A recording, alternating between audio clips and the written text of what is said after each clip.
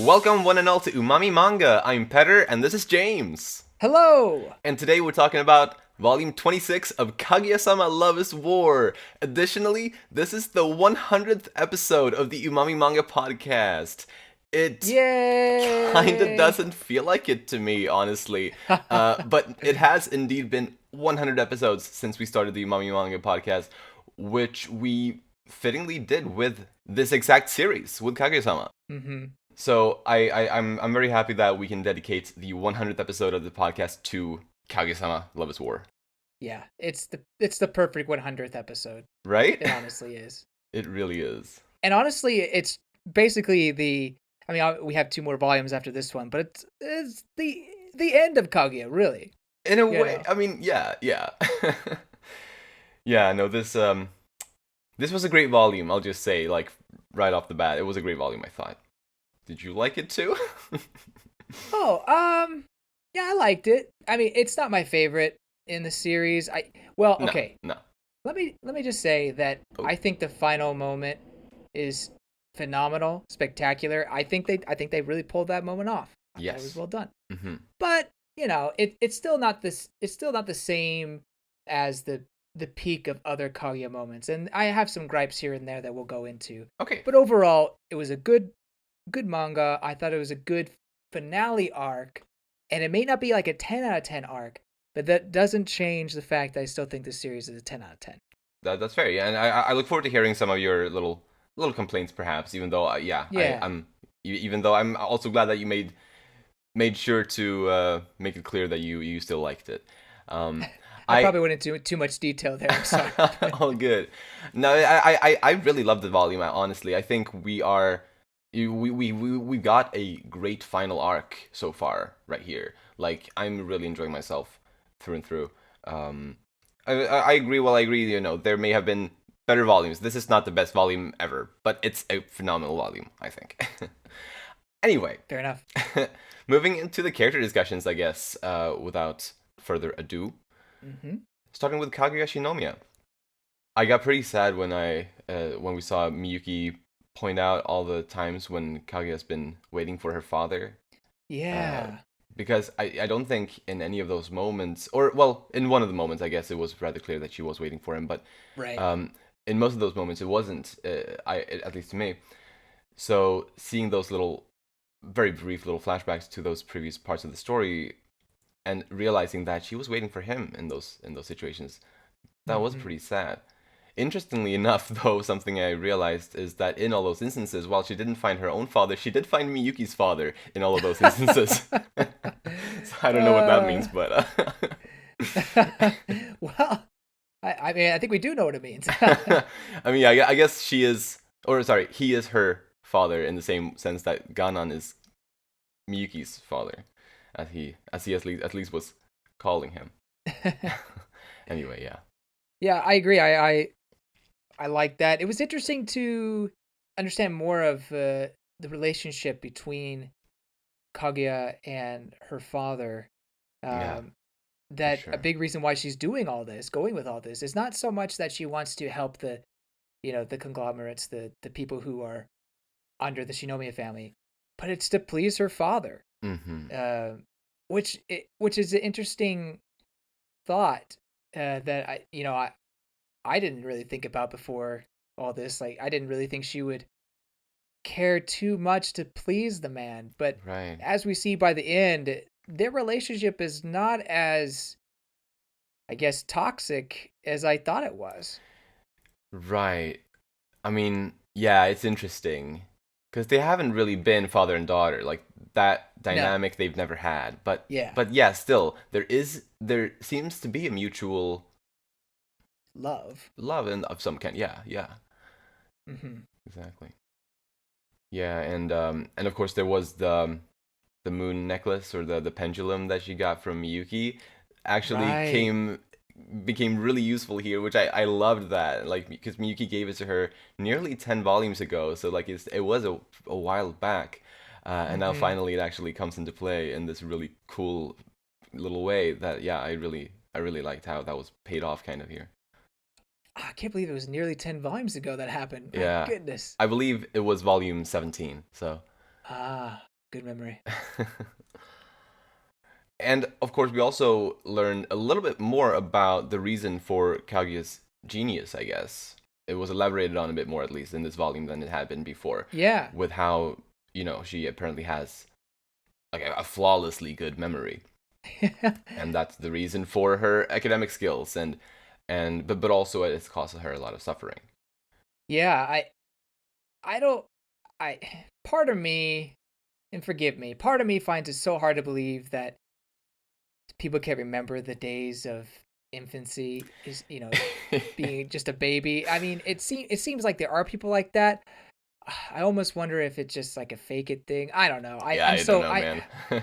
it's hard for me to trust people sometimes, but it's just That's like, are you? Oh, I totally remember this. That yeah. With claims like that, it is hard to believe. I agree. yeah, but I'm willing to give her the benefit of the doubt, and she is a genius, obviously, and yeah, the memory thing plays. And I Mm. actually think that talking about her intelligence, it was mentioned that her mother Nayotake also was a very intelligent and cunning person. I don't know if that was really mentioned before. Maybe it was. I don't know. But I think that.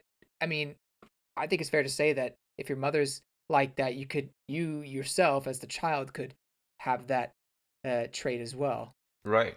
Yeah, So I for sure. think that's, yeah, it plays into the origin of how she's so brilliant. Besides her upbringing by her brother. Yeah. Kaguya's conversation with Oko was one of my favorite dialogues in this volume. I really Mm, liked how she surprised him, and how she does want to take responsibility in her own way, and how she it made that clear to him, and how she wishes to get to know her brother, and for them to get to know each other better, so that they can trust one another. Like that whole conversation between the two, and especially the stuff that Kaguya brought to the table there. I really really enjoyed that whole moment. mm-hmm. I agree. And honestly, it put Kaguya into like a better position. Instead of her being hostage, she was the one kind of negotiating. Yeah, right. But also, to me, it seemed like she was the more mature, adult-like one, Mm, whereas Oko, not to say he's childish all the time, but in this moment, and well, really in this volume, he was mm. just having tantrums and fits Yeah, and kind of things like that. So it did seem like he was much more childish than his younger sister. definitely. Yeah, and also, well, through that conversation, we ended up learning that Kaguya wants to be a photographer, which Yeah. I hadn't necessarily expected from her, but I also No. wasn't necessarily surprised either. Like it made sense enough sense to me.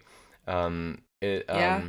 because well, it made me recall how upset she was when she lost all those photos on her old phone when it broke. Right. So like photos have clearly been important to her for a long time. So yeah, That's yeah, true. I do like this. Yeah, I do think that you can argue for the fact that it's not out of the blue because, oh, she had those pictures with her smartphone or her original cell phone and then carried to this smartphone. Mm. But I don't know. It did seem out of the blue, and obviously all the characters are surprised because it indeed was not something she had told other people. Yeah. I don't know. I kind of wish there was some sort of indication of that, more so than just the photos that Hmm. she took, but maybe it was something that she didn't truly understand herself until very recently. I can see that.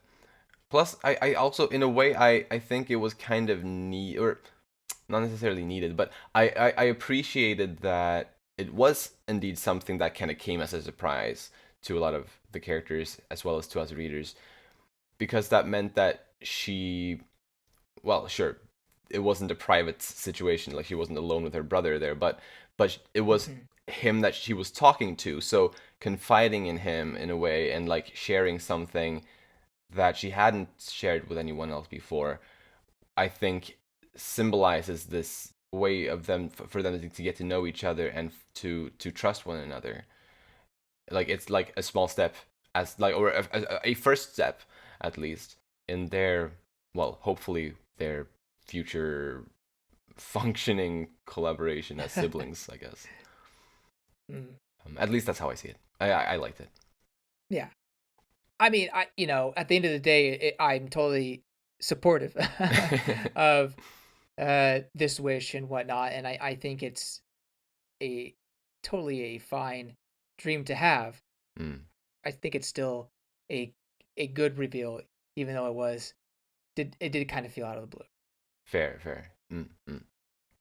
And well, by the end, kind of, or near the end at least, as we kind of had been talking about and kind of hoping for in previous discussions, or at least in the most recent one, I believe, it looks like Kaguya did indeed put work into helping like this operation go smoothly, and she didn't necessarily leave all the work in Miyuki's hands.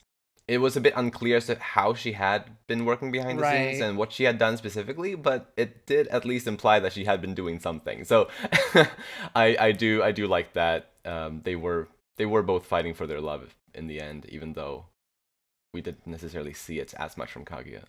Yeah, I'm not entirely sure. I think part of it could be that she had placed her faith in Miyuki to do the right thing with the money in order to break her out, and that was part of her plan. Like Miyuki Mm, had took the opportunity to plan, to plan and free Kaguya, but mm. Kaguya had planned that Miyuki would plan to free her. Oh, I mean, yeah, maybe it was only that. I And guess maybe it it could be that. I could have been Maybe there just was more simply to that. it, but Mm, it did seem that Kaguya was just kind of waiting for mm, for something to happen yeah, versus expecting it to happen. You know what I mean? fair. Does that make sense? That does make sense. I mean, at least the way we saw her in the early part of this volume, she was basically a prisoner. Yeah. So what could she have done?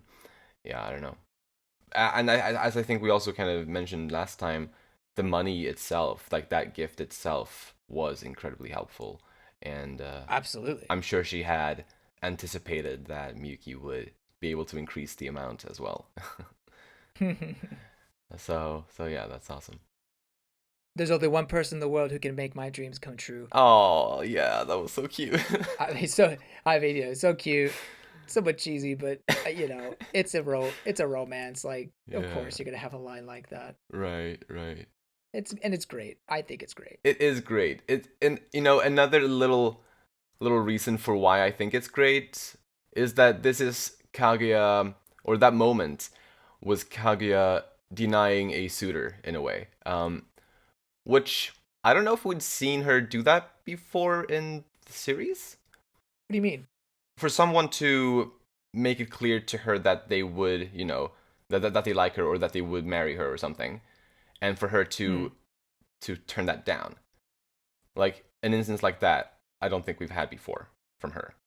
But the reason why I think it's neat to have it is because in the original folktale about Princess Kaguya, that's what she does with like those five or so suitors that come and want to marry her. So we Ah. we got it like a little thing that's reminiscent of that, even though obviously it's not the same scale and it's not the same Ah. thing exactly. But just to have her turn someone down in any sense, I just like the fact that we got a little thing like that. Well, now that you explain it, yeah, I totally agree. Mm, mm. That's great. Yeah, that was sweet.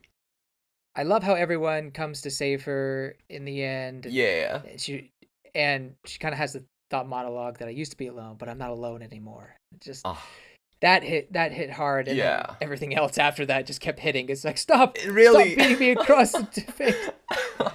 Yeah, it was so great. Like those last two chapters or so, like, yeah, phenomenal. And the very last chapter Hmm. of this volume was titled Kaguya-sama Love is War. At least that was the English title of this chapter. Roll credits. Yeah, right. I mean, well, the original Japanese title of this chapter was also the Japanese title of the manga. Makes sense. Kaguya-sama wa kokura settai, which I believe means Kaguya wants to be confessed to. Right. Which honestly, I think that's a better title, or at least a more fitting title for this chapter. Kaguya wants to be confessed to, because not only does it kind of go more neatly in line with what the chapter titles mostly are, kind of the format of the chapter titles, it's also actually about the fact that Kaguya wants to be confessed to. So, I I like that more, though I still obviously I understand why they did what they did in the English translation. Like I think it still made sense. Yeah. But it's just nice to know what the original Japanese was because technically I think I like that more, you That final moment on the ladder is just beautiful. know. Just Yeah. so theatrical, but also very, very Miyuki. Very, yeah, yeah. Don't tell Kaguya that's not normal. She wants normal things, remember? Exactly, yeah. Yeah, don't let her know. But no, she gets caught up in the moment. She's done that before. Oh, yes. So, do you have anything else on Kaguya? No. All right, then let's move on to Miyuki Shirogane. He confronted Kaguya's dad at the hospital. Dun dun dun. And yeah, I just love that whole little part, like how he really got the upper hand and was able to, well, basically win Ganon over, really just because Miyuki knows and understands Kaguya a lot better than Ganon does. I'd say like that was mostly the reason Mm. why he got the upper hand there, kind of. I think. Yeah, I can see that. I mean, it's clear that he still loved Kaguya, and father's like, well, I don't know how I feel about my daughter's ex coming and demanding her hand in marriage. Yeah. Doesn't seem right. Uh, But I mean, you got to hand it to him that he was tenacious and didn't let yeah. down. Yeah. Although he didn't get the marriage certificate. Darn it. No.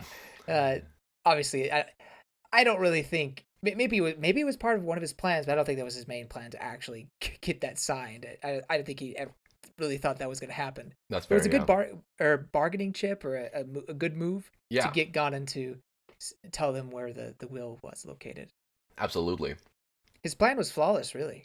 I mean, it all like fell together, really. Yeah, Read it the really Shinomiya did. family like a book. Yes. Yeah. Yeah. No, it was awesome.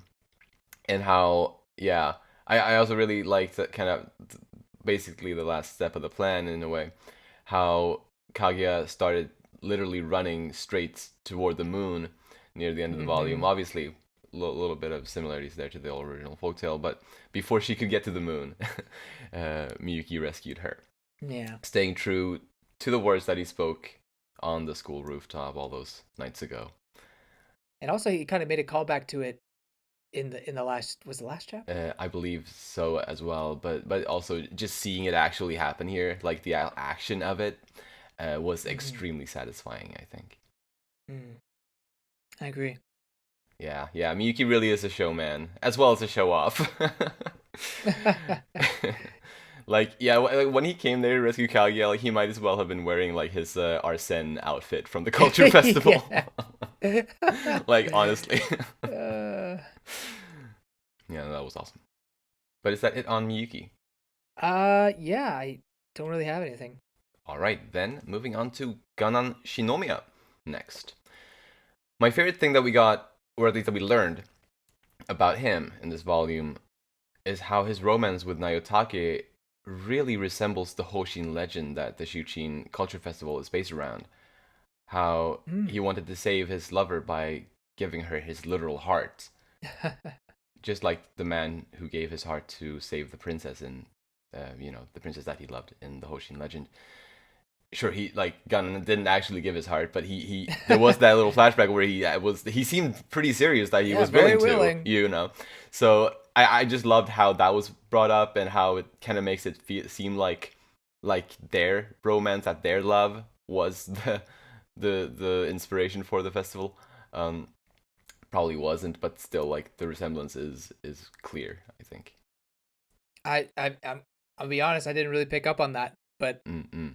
you say it and it's like, wow, yeah, that is obviously very clear. So I really liked it. yeah, kudos. Hmm. But as we also have been talking a little bit about already, it was just nice to understand that there is a care from Ganon toward Kaguya, even though Yeah. he doesn't show it or hasn't been showing it necessarily. It was sweet to learn that the code for his safe was the date when. Well, supposedly it was the date when Naitake passed away, and also the date when Kaguya was born, which surprised me a bit, since supposedly Nayotake came to the estate with the newborn Kaguya. Does that mean that that was the same day that she had already given birth? No, she came pregnant. Oh, she came She didn't. pregnant. Ah, that adds up then. Okay, okay. My bad. Yeah, Thank you for clearing that up then. Okay, yeah, yeah, yeah. yeah. That makes a lot more sense. Sweet. Uh, but yeah, regardless, yeah, he used that date for the safe. So that was pretty sweet. Mm-hmm. And it actually made me think about back in volume 5 in the chapters leading up to the fireworks. There was a part when Kaguya had to cancel her plans Yeah, yeah. Pretty major part. yeah, yeah, her plans with Kei and I believe Moha and Chika. Mm-hmm. But because she was summoned to Kyoto by her dad, Mm-hmm. and he barely looked at her. Like, I guess he did look at her very very briefly, and then just said, "Fine, we're done here," or something like that. And then she had to go back home. Like, she basically came there for nothing. Mm-hmm. But now, understanding that he does actually care for her, or at least, yeah, we're viewing it that way at least right now. My thought is that back then he really just wanted to see his daughter. Like, even though it was extremely brief, maybe he missed her. Maybe he just wanted to see her. And sure, it was a bit of a dick move to do what he did. Mm-hmm. But still, knowing what we know now, I could view that as a slightly less terrible act, and more so like a father who wants to just see his daughter because he barely ever does. I mean, I get the Shinomiya family is complicated and there's a lot of toxic masculinity and whatnot. Yeah. I am happy that, there's actually love between father and daughter here. I Mm. really am. Yeah. But I wonder if it conflicts just a little bit with the beginning of the story. And I understand this as we've gone through, and especially with the Shinomiya siblings, you know, our expectations have been flipped, subverted. Mm. Oh, these guys aren't that bad, except Sadie and Oko. Well, even Oko kind of had like a, a decent moment, although he's still a scumbag. Yeah, yeah. But the idea was that Ganon was this terrible person. Hmm. And I don't know. I mean, I think it's fair to say that we're all complicated individuals, and just to label someone as terrible is not fair. But at the same time, it was kind of a motivating thing for her backstory and why she was in Kyoto in the first place. But to have it all of a sudden be like, no, I actually care for you, so I want you, not Kyoto, Tokyo. Mm-hmm. I want you all the way in Tokyo and not here in Kyoto is like, what? I don't know. I mean, I feel it's kind of a stretch to make Ganon seem better than he really is, but it's not like, oh, I'm flipping the table over. Oh, I can't. Oh, hit the mic. I'm hitting my mic. So frustrated. Can't believe. No, it's fine. It does feel like it conflicts a little with the beginning of the story and Kaguya's backstory just a little bit. Okay. I actually don't think it does that much, because I I feel like what we learned in this volume is that he cares about her, and that in his way he loves her. That doesn't necessarily mean, or that doesn't necessarily change his actions in the past. He has been feeling this love toward her, sure, but he never really showed it, like, at all. So I think, it still adds up. Like, he being the way he is not the guy to show his feelings, or at least hasn't been. I guess with the exception of his romance with Nayotake. But he never showed anything toward Kaguya. So I don't know. I think it makes sense that he just always just kept it inside himself. Except it seems to imply that sending her to Tokyo was his way of showing that he cared or something like that, which I Oh. I don't know. Like, if you truly care for a child, you'd raise them, don't you think? For sure. Yeah, right. I mean, he's an incredibly flawed person, for sure. Um, And like I said that earlier as well, mm, these guys, they operate differently. The Shinomiya manliness is strong, but mm, I don't know. I just to me, the feelings of loving an individual and the actions that were actually showed don't quite correlate. But again, Yeah. they're complicated. So I get it. Yeah, right. I'm not like like again. I get like I'm not up in arms about it. It's just Yeah, I feel yeah. like a little bit. That's fair. Is there anything else on Ganon? Well, I guess more so about his love for Nayotake and Hmm?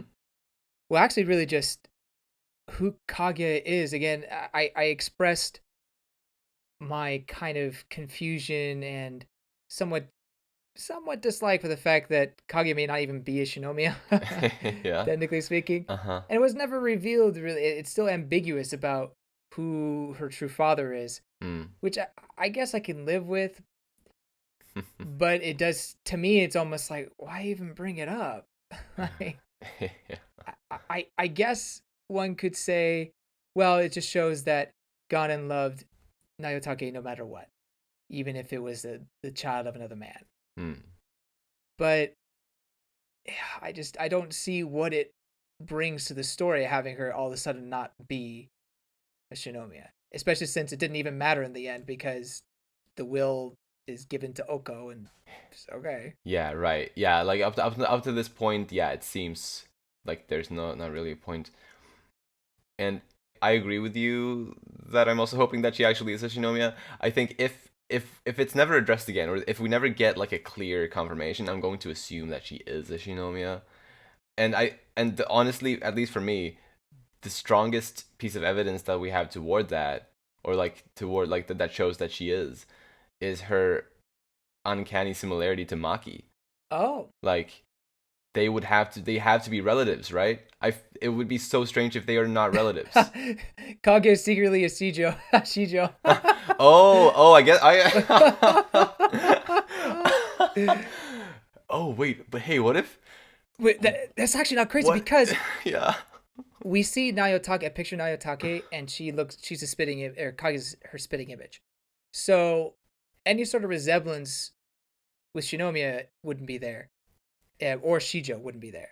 So it's possible that she really could be from father is from the Shijo clan. That would be wacky. Mm-hmm. I mean, it makes sense too because based on what we learned about Nayotake, she mostly hung out with rich guys, which the Shijo family would fit that bill as well.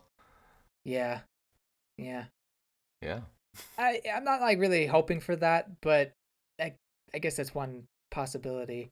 I mean, in the end, I really do hope that she's well. I mean, I do want her to be a Shinomiya, but wait, okay, if she's confirmed to be a Shinomiya in the end, then I guess okay, it was just meant to be dramatization, give more drama to the whole thing. Okay, I can live with that, even if it didn't really go anywhere. I can live with that, and maybe there'll be an actually really nice message, and maybe Ganon and Kaguya will embrace or something like that. That'd be awesome. That would be awesome. But if it's never addressed, then I am going to be a little bit upset. Well, not upset, but it's kind of like disappointed and confused why they even brought it up. I understand that. Yeah. Just last thing from Ganon, I won't give my daughter to a man who can't overcome adversity. He's talking about Oko. Yeah. But you could also apply it to Miyuki. And he came over a lot of adversity. He always does. Yeah. Yeah. That's true. Yeah, I like that. Whether Ganon knows everything that Miyuki's been through or not, he's basically talking about Miyuki. Yeah. That's nice. Okay, that's all I got. Sweet. Then next, let's talk about Chika Fujiwara. Nice. Not right? I really like how Seryu's initial impression of Chika was that that she was transparent and only helping Kaguya for like selfish gain. First of all, he couldn't be farther from the truth, obviously. Oh yeah. And secondly, I liked how that resembled some of Kaguya's thoughts that Kaguya had about Chika earlier in the story. It was really similar to that. Good point. I guess actually that could be another hint or I guess piece of evidence toward her actually being a Shinomiya, being this similar. Well, she was raised by Unyo, so she was, but these types of thoughts maybe they're like a genetic thing. Who knows? I don't know. Maybe I don't know.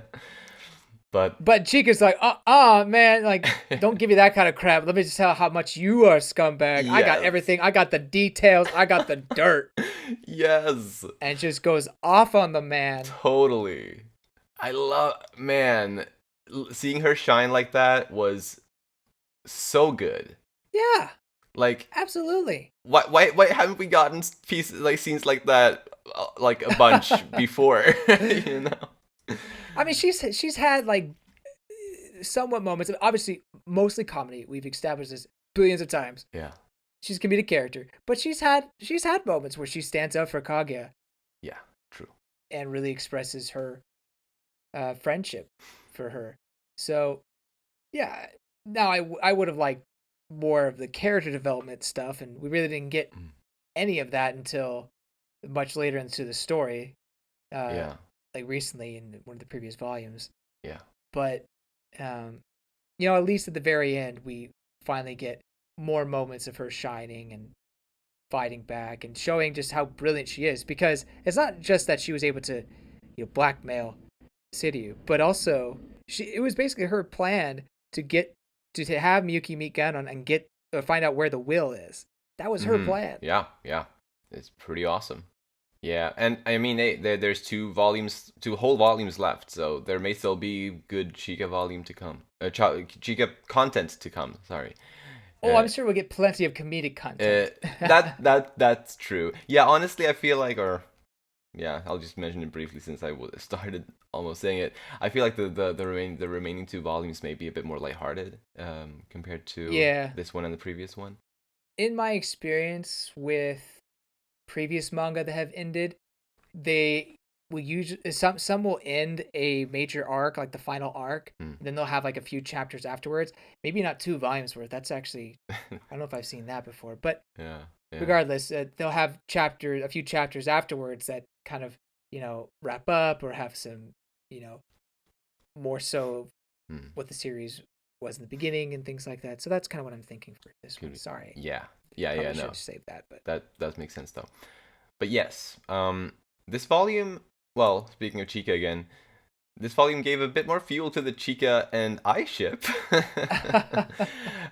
It's still lacking in any kind of like, I guess, meaningful depth like this ship there, but I think it's still kind of funny. I guess we'll see where it goes, if anywhere, but yeah, just wanted to point it out briefly. We'll see. I mean, yeah. But is there anything else on Chika? Nope. Well, then, moving on to Miko Ino. The mission that we see executed throughout this volume really is, of course, a combined, like, they combined several of the other, of all the characters' ideas for plans, and, like, into making this whole thing work, kind of. We know that Miko suggested kind of outing the Shinomiyas on social media, so that was kind of her plan. And my favorite thing about her execution of that plan is how she willingly broke the law in order to do it by doing the blackmail thing. And for Miko specifically, obviously, to who is notorious for always following every rule and regulation, to break laws through her own plan. I thought that was an amazing moment for her, and really shows how far she's come on that front, like on that side of things. Because man, Miko at the back in volume 7, like there would have been no way in ever that she would have. But yeah, this was awesome, and also just seeing Miko and Chika basically teaming up to take down Seiryu like they did. I know. I think that there were several great chapters in this volume, but maybe that was my favorite chapter in the volume, just because of kind of their teamwork and just the style with which they brought down Seiryu. It's a very good chapter. Yeah, right. I like those last 2 chapters a lot. They flow really well. They really, really do. It's a toss-up. But yeah, I think you mentioned Chika and Miko working together in that earlier chapter. I think one of the biggest missed opportunities in this series has been the Chika-Miko relationship. Right. they obviously, it was played out comedically that Chika was, using Miko as her like little plaything. Um, Although that died out kind of quickly as Yeah, that was well. a brief gag, kind of. Yeah, I mean, she had it a couple of times, but Sure. it happened a few times and then just never really mentioned after that. Hmm. But the way that Miko kind of idolized Chika, it made it seem like there would be more Yeah. to their friendship, and that it could, I mean, them actually becoming student council members together. It felt like, okay, now we have an opportunity to explore this relationship, maybe. Right. But it never really went anywhere. And maybe that's just because, Chika herself didn't have a whole lot of uh, character exploration, Mm. because Miko did, obviously. Yeah. But I think it would have been a great opportunity to have these two girls grow in their relationship and not really have Hmm. Kaguya really involved as Uh, much. yeah, honestly, seriously, I do agree. I think there, to be fair, I think there's several, I guess, specific combination duos within the student council where I wouldn't have said no to more exploration like in the dynamics in some pairings. But Hmm. I do agree this is definitely one of the ones that I feel that a little bit stronger with. Mm-hmm. Oh well. Hey, two more volumes. Maybe there maybe there's some nice things to come. I Who knows? mean, maybe Chika will push for the Miko Ishigami ship more or something. Yeah. I don't know. Yeah. Right, because that's obviously been a bit halted temporarily right now. Yeah, I mean, Um, not in this volume, and I yeah. don't. Did we Uh, have one in the previous volume? I can't remember. well, yes, previous volume was super hot. In Miko's home. Oh, that was Miko's home. Oh, Yes. right. Um, For some reason, I thought it was 24, but yes, you're right. but That was pretty big. I do expect obviously for that to continue in the last two volumes. Yeah, But yes. it's gotta. It's gotta. Well, Anyway, we're talking about Cheek. Or no, we're talking about Miko. what? So okay, that works out. Wait, yes. That works. But is there anything else on Miko? No. Well, then let's move on to Mikado Shijo next. All by myself. Oh. All by myself. Man, twins really are alike in so many ways. Yeah. Honestly, maybe we should have seen this coming, but I honestly didn't for some reason. I guess I didn't expect. Well, maybe I should have, because definitely it seemed like he was jealous of Miyuki's relationship with Kaguya, like in a previous volume. Mm. But still, seeing him kind of teary-eyed, heartbroken Yeah. that she chose Miyuki over him, I was like, oh dang, he took that really hard. Yeah. Oh, he really cared for her. Hmm. Yeah. Man. Yeah. And yeah, it mirrors obviously Maki's situation perfectly. Mm-hmm. How yeah, he was interested in someone for a long time but never acted on it, and then it was too late because somebody else acted. Well, at least he wasn't a tsundere about it. True. Yeah, I mean, yeah, he does hide it quite well.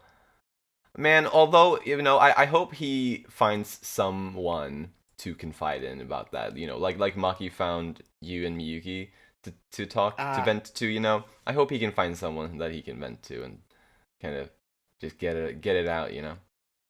so if Maki went to Ishigami and Miyuki, then Mikado will go to Chika and Miko.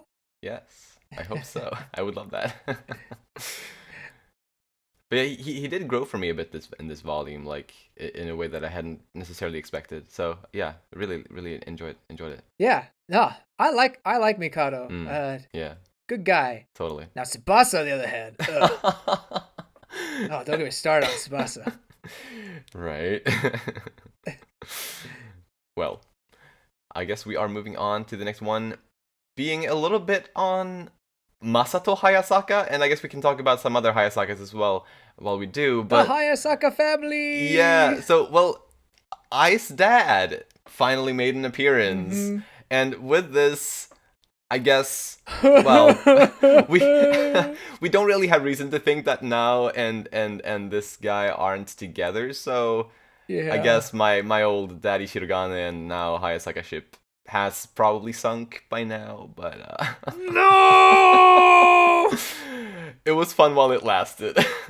It was. It was really fun. Oh well. Oh um, well. but yeah, no, it was fun. It was good to see another member of I's family. Yeah. Glad the family was on their side, because Yeah. if Oh yeah. they were against the Hayasaka family, like, oh boy. Yeah, seriously, that would have been they wouldn't have stood a chance, I think, if the Hayasaka was opposing them. Yeah, Uh, yeah. but according to Unyo, the Hayasaka family has been waiting for an opportunity like this. So fighting back as they do now, I could see that leading to a better life for all of the members of the Hayasaka family. As we know, Ai has been suffering. Um, Right, we can right. assume others have been suffering kind of similar struggles. So this is probably going to lead to an improvement for all of that family, you know. Maybe. I mean, they clearly don't like Oko for whatever reason, Right? but it. And I guess part of why I was suffering was because of Oko, right? Because she was his little spy. Right. Uh, Yeah. wasn't she? She was reporting to him on Kaguya. I Wasn't Unyo? I can't remember for sure now, but I think so. Yeah. Yeah, because I was about to say, well, isn't Unyo the one who's actually controlling the Yeah. Hayasaka family? But at least for I think it was Oko. But I don't know how much this will change, because Oko is gonna get the power, right? I mean, they ran away with the will. I guess we don't know what's gonna happen, but Oh yeah. Oh yeah. if True. if Kaguya is meant to be free, Oko is gonna lead the Shinomiya family. Fair. I mean, is he just gonna all of a sudden be like, Hayasaka, you actually get days off, vacation time, Yeah. you get to work from home, just I don't know. I Right. don't know. I mean, one could hope that Kaga's influence on Oko will make things better, but yeah, it really remains to be seen, I suppose. Yeah. Moving on to Unyo Shinomiya next. As things are right now, it's looking like he's kind of getting the short end of the stick. We know that he really doesn't want Oko to be the new head of the family, Hmm. and it's kind of looking like that's what's happening right now. So it's not looking great for Unyo as to what he wants. Plus, like it's looking like he isn't really getting much of the inheritance at all, or inheritance. So yeah, it's looking pretty rough for him. Like I kind of get why he would chase after Kaguya there in a way, since like he was getting like Hmm. nothing out of this kind of. Hmm. So I guess I hope they find a way to make him satisfied by the end. Right. Right. I agree. And then of course there was also Oko Shinomiya. Hmm. I really only have one thing on him. Uh huh. And it was just a line that he said. And Kaguya's a woman. It's like, bruh. Yeah, like that was his I like thing on can't her. Like, come believe on, it. dude. What the fuck? How childish. Jesus. Yeah. Yeah. Gosh. Yeah. What a jerk. Yeah. Yeah. I also only have one note on him, and it's about while I still think he is a terrible person in a lot of ways, at least he does seem to genuinely care about the well-being of the thousands of people who would be seriously affected if the Shinomiya conglomerate would fall. Like Supposedly. seeing how, at least to me, it seemed like a genuine care. Sure, maybe he's just an incredible liar and manipulator, which I guess I shouldn't. I wouldn't be surprised, I suppose, if that was Yeah, the I case. would not be surprised. Yeah, but if he is genuine, then that is a little bit Sure. of a nice thing, though. It doesn't like fully redeem him or anything like that. I'm sure there's some genuine truth to that. Mm, But obviously he's saying in the moment to manipulate her, yeah, uh, true. to change her ways. And truthfully he just wants it for himself. Yeah. Yeah. No, you're right. You're right. But I don't know. Maybe there is something more to it. Yeah. We'll see. I suppose. Maybe. Yeah, there's still some chapters. I'm sure. There's 20 chapters left. Yeah. But is there any other character you want to talk about before we move on to comedy? I think that's all I have. Hmm? I do want to mention the aphorisms. Is that how you say that word? Are you talking about the little texts between the chapters? Yeah. Gotcha. Gotcha. Yeah, they were interesting. I mean, we had this in the previous volume, and he said, "Oh, I'm gonna keep doing them." Yeah. Again, some were thought provoking. Some I was like, I don't agree with that whatsoever. Yeah. Yeah. It's an interesting mix. I agree. And there's even one who's like, "Why did I even write this down?" I mean, Yeah. I guess it's funny, but also it's like, dude, you're trying to be like philosophical here, and then you just like, I don't know what I just said. It's like, come on. I like it. I think it's funny. I guess it's pretty relatable or personal, so that's fair. That's fair. Yeah. I'm giving it a hard time. Yeah, no, it's great. It's great. I do like asking for help as a skill. That's yeah, a skill that we could all really learn from. for sure. Plus, that's also been an important theme for Miyuki in the story. Yeah, great point. Great point. I think the one that I kind of disagreed with, and feel free to agree with him, but it's the one where people don't change. And I know he's trying to be like somewhat poetic, and it's like they don't change, people change them.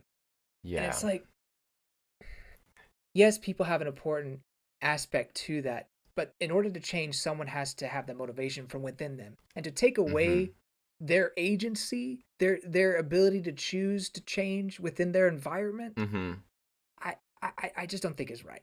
And obviously, there's people helping them, but right, that's their choice. It's their choice. Yeah. In some cases. Yeah. That one also didn't sit quite right with me, actually. So yeah, I think I mostly agree with you on that one. I I tried to view it Akasaka's way and try to like see where he was coming from and whatnot. And I do see where he's coming from, but yeah, I agree with you that it does kind of take away from the personal efforts put into changing oneself. So yeah. Yeah.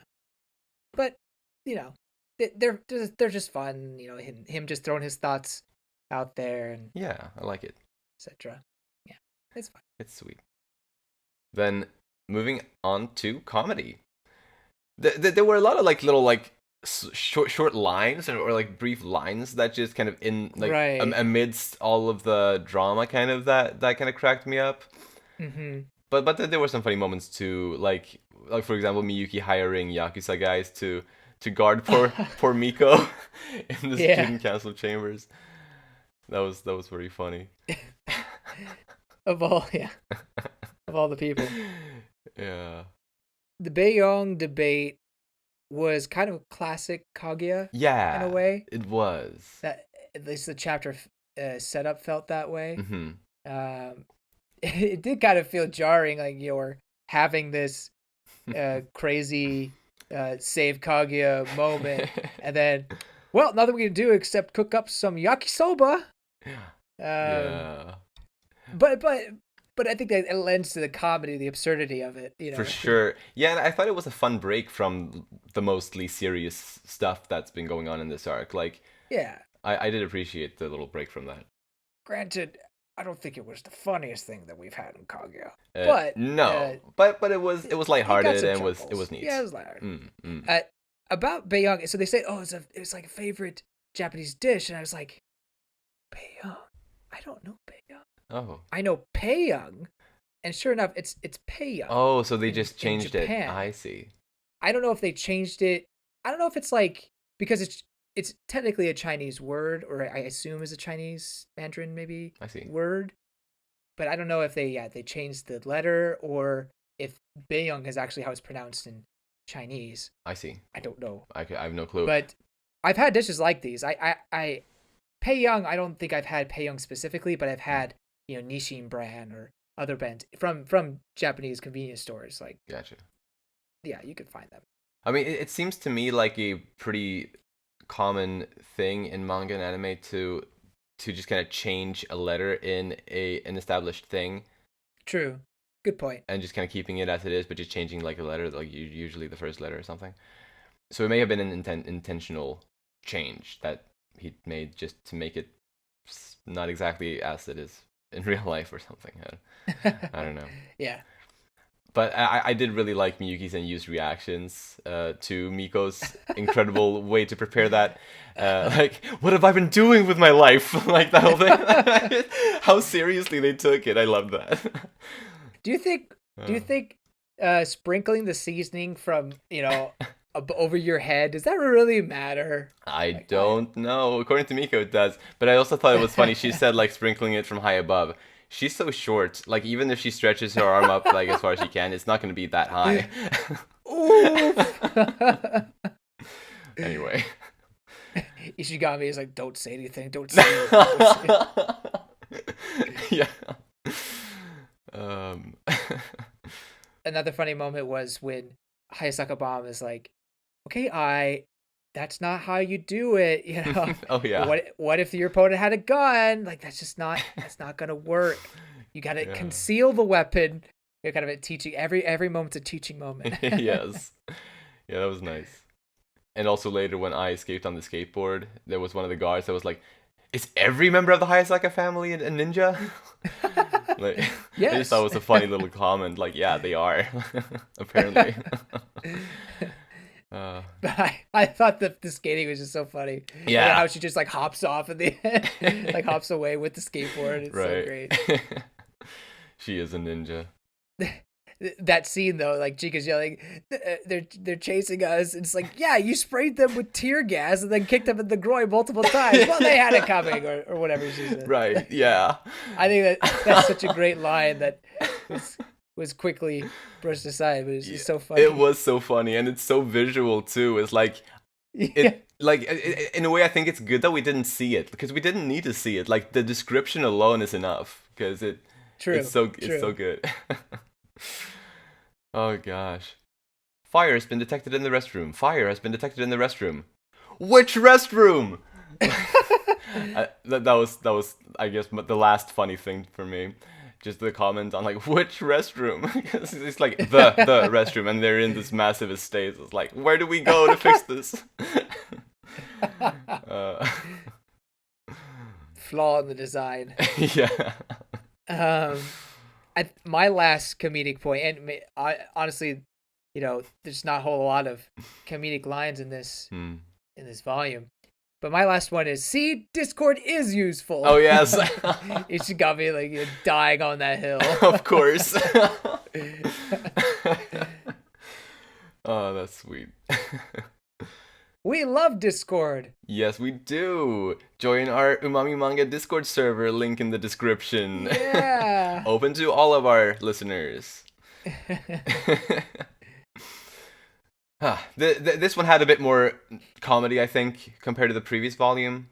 Because the previous one had very little, I felt like.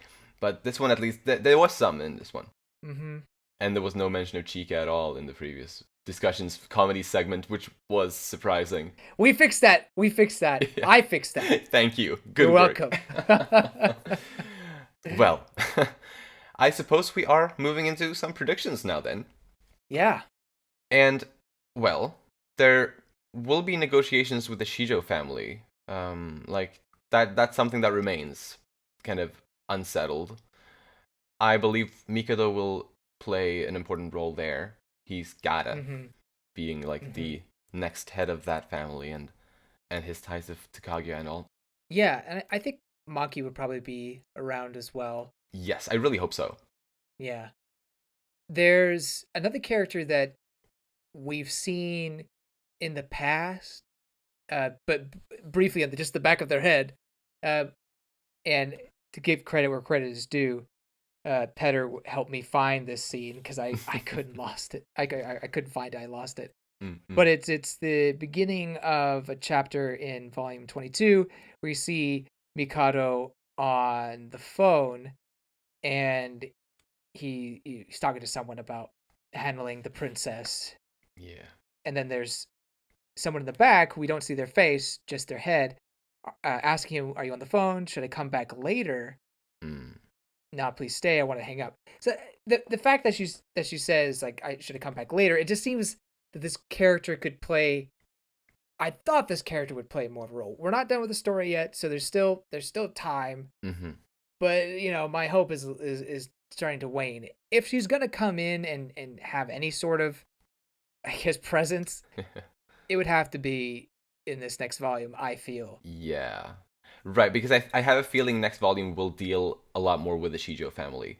Because Right. the focus hasn't really been there so far because it's been so focused. It has to be this focused on the Shinomiya family, but now that that's near to a resolution, like completely, yeah, it seems like these negotiations with the Shijo family and all will get a lot more focus. So yeah, I think there's a good chance of that as well. If that character was any importance whatsoever, it just I seems mean, so. yeah, I don't know. It seemed like it would play a factor, but I could be wrong. Either right. way, Mikado, Mm, Maki, definitely next volume. absolutely, yes. And also, as I was mentioning briefly before, like I hope they find some way to appease Unyo, Yeah. something like that. Although to be fair, as we pointed out, like the Kaguya did run away with a will, so Yeah. even the fact that Oko might become the next head of the family, it's not necessarily the case either right now. Like I guess we don't know True. anything for sure, because Kaguya has the will and she can do anything she wants with that right now. I guess And Ganon's not dead yet, that too. technically speaking. That is true. Though sadly, he does seem to be dying. Like, Yeah. He's ready to die. mm, And I wouldn't be surprised if we got the funeral in the next coming chapters either. exactly. I think it could be a good moment for, well, Kaguya and Ganon. I actually do expect them to have a moment Yes. before he dies, but also to, for there to be a funeral, and maybe that's where the Shinomiya family finally sees eye to eye in some case. That could be a Mm, pretty nice yeah, fit to it all. that would be. I hadn't thought about that specific thing exactly, but about about Kaguya having a moment with her dad. Like, we need that. I would probably, honestly, I would be a bit disappointed if we don't get that. Yeah. So I'm really, really anticipating that. As well as his death, which I think, yeah, it would be good to see it happen and not just leave that open because we know he is dying anyway, so we might as well get to see it. Yeah. Right. And the Kind of. ramifications just a little bit. Yeah. Precisely. Exactly. Yeah. Yeah. I think really the only other predictions I have, the only ones I have right now is just when does Miyuki have to go to Stanford? Like he's still going, right? Yeah, like less than a week, supposedly. Yeah, so I assume we're gonna see that Uh-huh.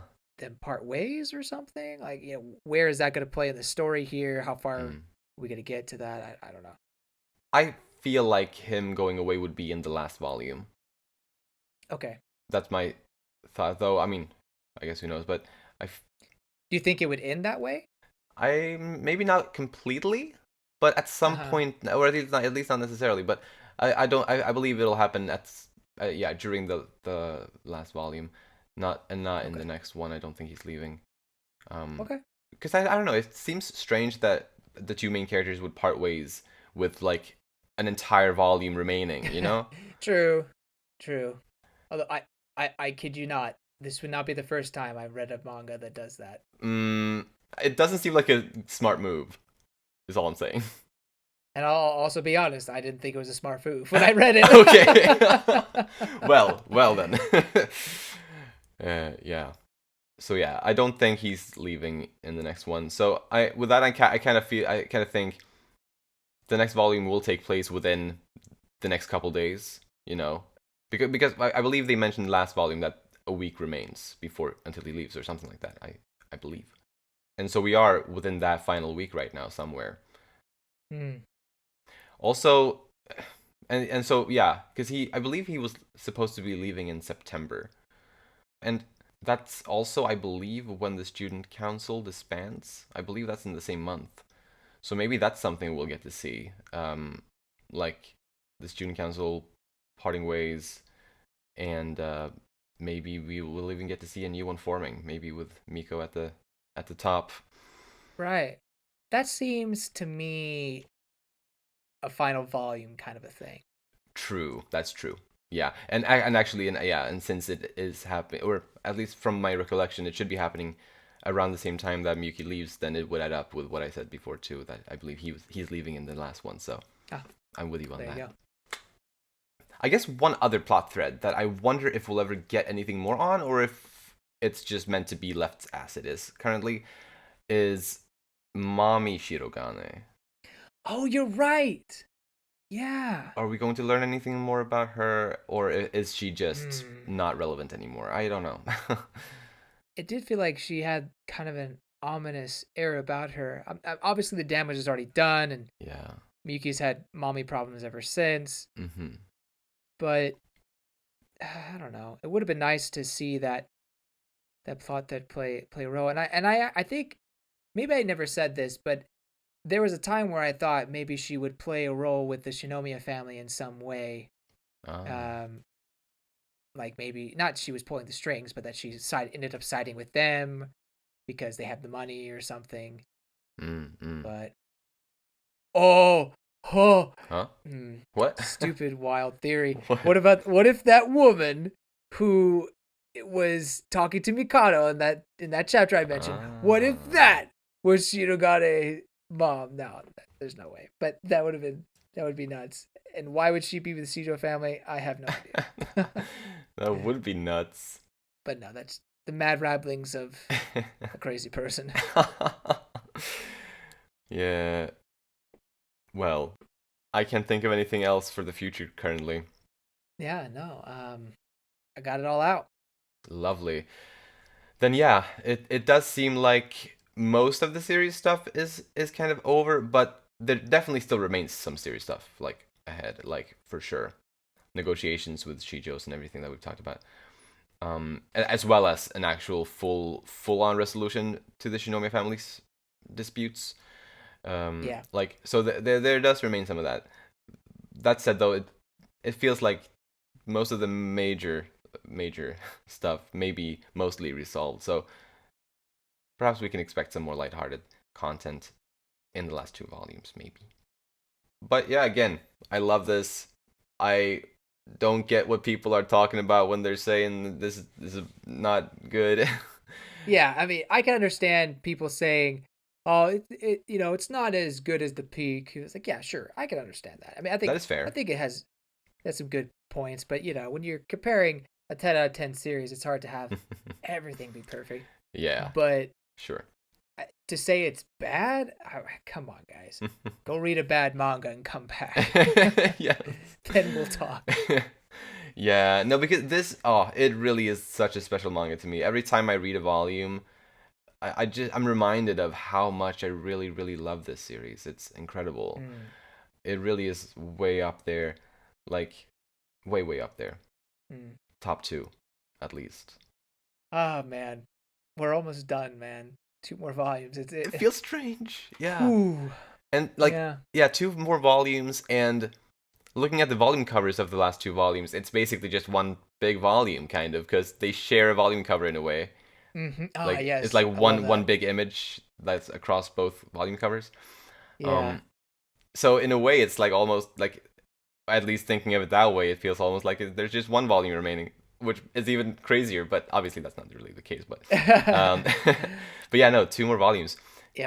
The way I think about these last two volumes, it's very reminiscent of the feelings I had with Attack on Titan ending. Granted, we were following Mm. that chapter by chapter, but last two chapters left. It's like, oh my gosh, we're almost there. And now that's kind of very same feeling I had with Kaguya. I mean, it Yeah. goes to show how special these both these manga have been to us. And Attack Hmm. on Titan was the first one we started doing at all. Yeah. But as we mentioned, Kaguya-sama was the first Umami Manga series. Precisely. And again, to have this one be the 100th episode, so Mm. close to the end, it's Yeah. very serendipitous. And it's also, I think it's also kind of fitting that this manga will be the first one that we reach the ending of on Umami Manga True. when that time comes, True. because none of the others are this close to ending. out of the other ones that we're covering. So that's also quite fitting. That the one we started with will be the first one that will be ending. And I'm assuming it's the final English volume comes out sometime at the beginning of next year, is my guess, or at least somewhere in the first quarter. But yeah, next volume I believe comes out in December though. So pretty good time. That'll be good. Yes. Oh yes. But I suppose that's it for this week. Yep. Well then, if you enjoy our content, you can follow us on Twitter at Umami Manga, and it would be lovely if you'd like to support us by rating our show on the podcast platforms and subscribing to our channel, Umami Manga, on YouTube. Thank you so much for listening, and we'll see you next time when we'll talk about Volume 27. Bye-bye! See you later!